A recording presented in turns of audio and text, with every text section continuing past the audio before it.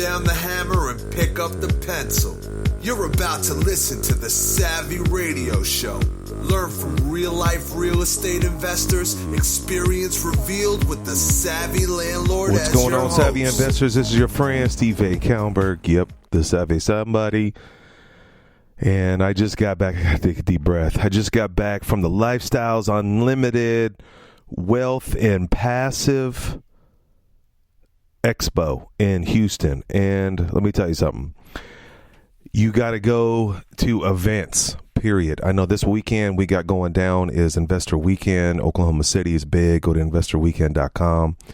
But I learned so much that, man, I don't even know how long this podcast is going to last. It could take an hour of all the things that I learned.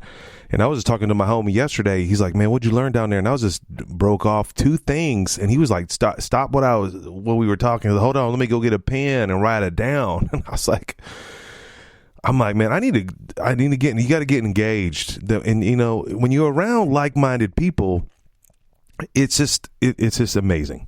So let me just tell you, I'm going to break it off real fast. Anyway, this is in Houston. Lifestyles Unlimited. They're like an association down there in Houston. They just went nationwide.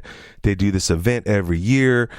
It's relatively inexpensive, and it was worth it. I did two parts of it. On Friday was the Masters Bus Tour, and then on Saturday is an all-day real estate investor, meetup. I don't know what you want to call it, but it was off the chain. I went to a bunch of classes, and I'm going to break them all down for you. Anyway, the first speaker, it was a keynote speaker, was Darren Harding or whatever the guy, Success Magazine. I read the book called The Compound Effect, and I was realizing on my website under resources, I have a link to that dude's book because it was so powerful. He said on stage that was real motivating for me. He was like, your adversity is your advantage, Darren Harding. And I was like, man, my adversity, the things that go against me, they're my advantage for me to grow, to learn, to move forward. He also quoted, of course, one of my all-time favorite motivational personal development, and I wouldn't say motivational, philosopher is what I would say for sure, is Jim Rohn. And if you don't know Jim Rohn, Jim space ROHN, and just consume everything you can. The quote from him says, we must all suffer from one or two pains. Interesting. The pain of discipline or the pain of regret. Wow. The pain of discipline or the pain of regret. The difference is discipline weighs ounces while regret weighs tons. Bam. Of course, I knew that. I read that. I was like, man, I need to put that on my wall. Even on my wall from Jim Rohn says, no eye has seen, no ear has heard. And no, that's not my right quote. No, here it is. It's over here. Here's the quote on my wall. Either you run the day or the day runs you. All right. So another thing that I learned when I was going to this event is it's consistency, relationships, and seeing you and building relationships, AKA money. There's abundance of money out there in just private money and just in general. But you got to be involved. You got to engage people and build relationships. Another thing that I went and bought a shirt. I never buy shirts at stuff. And I bought a shirt there because it was awesome. It's like, it's not about the money. It's about the lifestyle. And that's kind of why I like Lifestyles Unlimited, their philosophy. And I bought the shirt, which I never really do. And I wore it. And I went to a restaurant and someone saw that shirt. This is like a restaurant that was an hour away. And I just started chatting up all these people, building relationships, swapping out cards. It was amazing. And then when I got back on the plane to come back home, someone stopped me in the airport because I wore the same shirt, and I connected with them, and they were from Atlanta, and they were investing in apartments. It was just interesting, what just wearing a t-shirt can make a difference. All right, so the goal, building relationships. Here's the things real fast that I learned. 5% of brokers do 80% of the deals. Think about that. 5% of the brokers do 80% of the deals. If you know that already, good for you. But when I started, and this boils down to relationships. Here's a couple things that I learned real fast. Number one is like when you do multifamily, that's what I'm into right now is trying to buy multifamily, thinking about multifamily. When you do a value play on multifamily, $1 that you increase in your apartment can yield $16 in value play, meaning, or NOI. And I've also heard a statistic of $25 dollars for every dollar you spend. For example, if you have a building and you can apply this to commercial, and you have a building, an office building on the outside, you put $10,000 on the outside, it could go up, valued $160,000 increase in value. So if you have a building and it's worth $600,000 and you paint it and put some new stuff on the outside, your NOI can go up by 16 times, sometimes 25 times. Thought that was interesting. On the bus tour, I drove around in a bus, saw 4 properties, and I saw one property. They said it was a Class B, and there's different levels of apartments. And if you're interested in apartments, I could do more podcasts on apartments. I've been studying apartments. I own apartments. I've been doing apartments for a while. Kind of got burned on some apartments. Kind of got back into the game, and I'm just realizing where I'm at. But here's a couple of things that I learned from an apartment building I went to. It was Class B on the outside, but it was a Class C on the inside. So, for example, if you're in the hood, that would be Class C. Class A is like new construction. Class B is construction around 10 years old. And you could Google this up. How do you classify commercial property? But it was interesting that these folks just spent a juice of money on the outside of this apartment building to draw people in, and then when you get in and see the product, it was a Class C. Thought that was interesting. They were killing it. Another thing is, as soon as they bought this apartment, they started charging for premium parking spots. Meaning, if you want to, like some of the people in apartment buildings, they want a apartment, their parking spot right next to their apartment, and people are willing to pay $25 more a month to have a premium parking spot. Well, these folks were pretty savvy, and it's pretty common sense if you're doing this on a regular basis, but they're making an extra $4,000 a year, or maybe it was a month, but I think it was a year, maybe it was a month. It was a big apartment building. Let's just say a month, because that just sounds cooler. $4,000 just by charging extra for parking. Some people charge extra for pets, carports, you name it. Another thing that I learned, and it's pretty obvious, but it smells works. I'm kind of a thrifty individual. I wouldn't say cheap. Frugal would be the right word for your boy VC.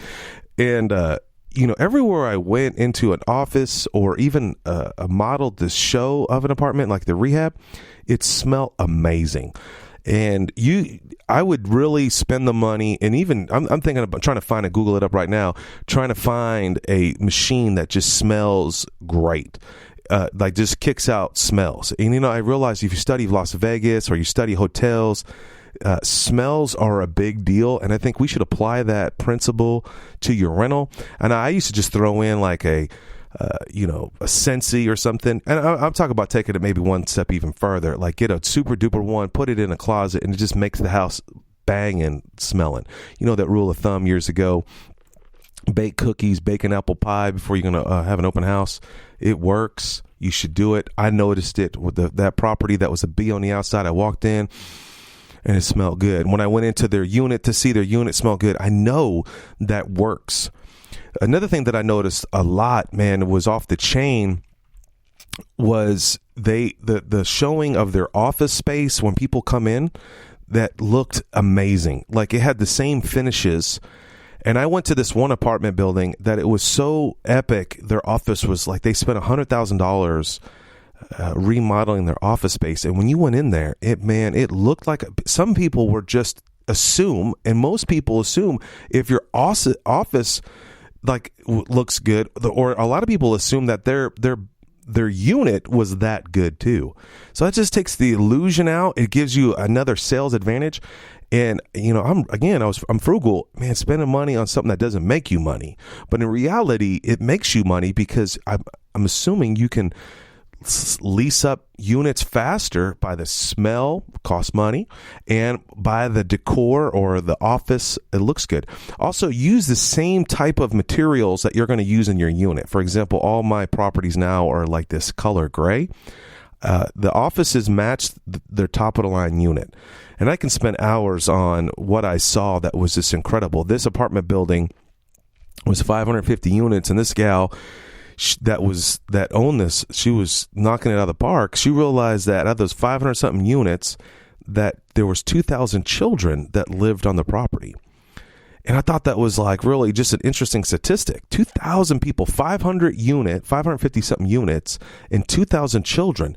And the reason is it's this like dramatic car drop off, buses from school at 3 o'clock at the end of the day. The place was humming with kids. So what they did is they remodeled their hall or their banquet place. I can't remember the name, the guest quarters, a place that you can rent, common area, whatever, into a community center, and they have someone come in and tutor, and they blew it up. I put it on my Facebook page, all these photos, and I was like, wow. And then I realized, why churches are successful, some churches in general, is that they focus on the kids. If you can get a child to come to church, they usually drag their parents because they can't get there. Most parents don't want to go to church. They're tired. They work full time, 10 jobs, whatever. They don't want to go to church. God is like the second in their list. But as a child, God is important. It's just a new thing. It means a lot to them. And it's just interesting that when the successful churches, the mega churches, or whatever you want to call them, they spend a lot of money and effort on children, colors. They have experts that come in. They have great curriculum, and they focus on. And there's a statistic, I don't know it, but when they focus on the kids, the parents come. Well, man, apply that same principle, bam, on your properties. Focus more on a kid friendly. Another thing that I saw there too that was very interesting is they had light staging throughout each unit that we toured. And they would have like a doggy setup, and that would make people feel more comfortable. They also had hangers and streamers in the closets, hangers and streamers and little boxes and like gifts. I thought that was interesting. They had gifts. They had little stuff when you walked around. And just imagine you go into a place, it smells really good, and then they're giving you a gift to leave, maybe a cookie or so. Just like, you talk to real estate investors, they love closing. Cookies are cookies are for closers, they say, or coffee's for closers. Well, here in Oklahoma City, when you close, usually some of the title companies have this snack, and it smells like cookies in the title company, and usually you partake in a cookie, and cookies are for closers. Well, it's the same concept. Why don't you use that to close more units? Another thing I thought that was very interesting that a property manager does is do Facebook live tours of units. Every Tuesday, this gal would just, Facebook live her apartment complex. And, I'm here right now, Steve VanCauwenbergh, Facebook Live, and we're showing this unit, and it works. And, on a regular basis on your Facebook page, I learned that. Goodies. I learned that, every unit should, washer and dryers are real big. I know it's common sense. I'm always cheap. Do tons of mini decor. And I have to look at my pictures here. Let me see if I can, while I'm talking to you, making stuff up, photos. I'm going to put it on pause. Hold on. All right, I'm back. Here's one thing I noticed that was very interesting. I remember Class B on the outside, Class C on the inside. I saw a $60 cheap double bowl sink. You know what I'm talking about? You as investors, if you're down in the trenches, you know that you buy the kitchen sink that's really cheap. It's about $60 and they're about 4 inches deep. They're horrible sinks. But I saw a unit that had those cheap sinks, those kitchen sinks, but then they had a high-end kitchen faucet. Interesting. I saw too that a lot of units that I saw had refacing of kitchen cabinets. Instead of putting in granite, instead of ripping them out, they had a great, whoever their handyman was, would paint on this new material, this new acrylic that would just smooth out and make your countertop almost look granite, look brand new. I took several pictures of that. Another thing that I noticed, of course, this is Texas and it's hot, but they put these solar screens on the windows.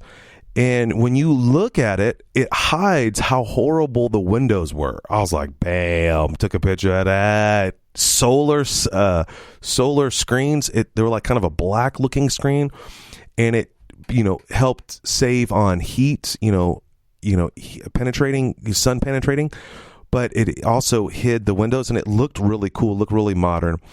The decor I saw like, like the gift bags with just tissue paper in there, just in random places. I actually picked one up and it was just decor.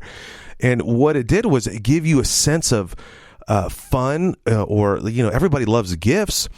I also saw like, great decor. It said fetch, like a sign that said fetch in the closet. On the bottom of that closet, it had a doggy bowl and a stuffed animal of a dog, but it was real classy. I thought that was really just incredible. And then their signs, they had annuals outside. I mean, there's so much you can do, really inexpensive. I thought another thing I saw too is like, those Target, fabric boxes, storage boxes, real fancy, 10, 20 bucks a piece. I would never buy those, but they had those in the closets with really kind of cool velvet, clothes hangers and some just streamer like ribbon hanging in the closets. Instead of just opening up a closet door, they were open. It would just be a naked or an empty closet. Well, now the closet looks full. It looked homely. Awesome. I saw in one place they had some pillows lined up underneath a window, and so that the whole room was empty, but under the windowsill they had some pillows, some fake, gift bags with some tissue paper, and a nice high-end expensive hamper. Those new hampers that are like kind of fabric-y. I was like, man, such a great idea. In another corner of a room, they had just like 3 pieces of like cool, like a pottery. I'm like, who the frick thinks of this stuff? Even in the bathroom, they had decor. This is very interesting. They had a regular curtain rod and a regular curtain, whatever you call it, shower curtain, but they had it bunched together with ribbon. Interesting. I mean, whoever this decor person was, we're talking $1 to do that, and it looked money. I saw one lobby that these people had a bunch of snacks and stuff, and I was like, do you sell? It looked like a hotel bar, like, a hotel, where they have like snacks you can buy on the side of the hotel. And this is a big property, 100 units. And she said, no, we give this stuff out for free if the kids get good grades. Again, these property managers out there in Texas are killing it. I thought that was really interesting. So that was the mini decor stuff. Another thing that I learned too that was really interesting from another apartment guy, that for $38 you can get fire suppression over the stove, and that would reduce your insurance liability. Thought that was interesting. Some new laws out there. I heard down there in Dallas they pay $19 an hour for a certified HVAC person. The solar screen colors were a big thing. So again, I learned so much about going.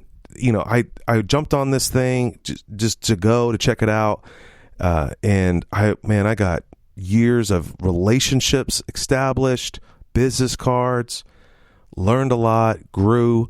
And, I'm just here to tell you could do the same thing here in Oklahoma City on Investor Weekend that's going down in a few days. So you need to get your ticket. Go to investorweekend.com. People all over the country flying in. I'm honored to come to Oklahoma City. I'm honored to see friends, but you need to be involved.